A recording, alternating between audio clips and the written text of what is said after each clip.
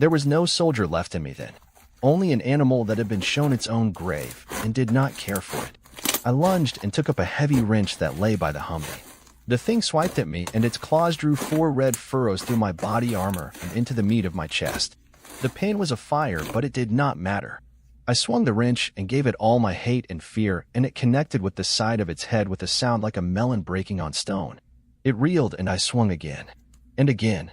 And I did not stop swinging until its eyeless face was a ruin of pulp and gore and shattered bone. It fell twitching, and I stood over it, my breath a ragged saw in my lungs, my chest a wall of fire, and the small cross clutched hard in my fist. I stumbled into the Black Hawk and fell upon the radio, my hand leaving a bloody smear on the dials. "Mayday, mayday, mayday," I rasped, my voice a stranger's. "This is Sergeant Carter, Aries 1. Hilo 7 is compromised. Bring hell. Bring everything you have. Burn it all. Burn the mountain."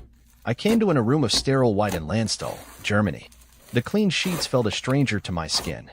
Sarah was asleep in a chair beside the bed, her hand laid upon the swell of her belly where our son was waiting to be born. And for a moment I let the lie in that it had all been a fever dream come upon me in that land of dust. And then you'd draw a breath, and the fire would wake in your chest where they'd sewn you up, and you'd see the thick ghost of the bandages, and you would know what was true. Men in uniforms that held a press which knew nothing of dirt or blood sat across a polished table and listened. I told them of the cave and the nest made of wire and hair. I told them of the eyeless things and the bone cloths. I told them how Rico was taken and how Doc was unmade and how the boy Wallace fell without a sound and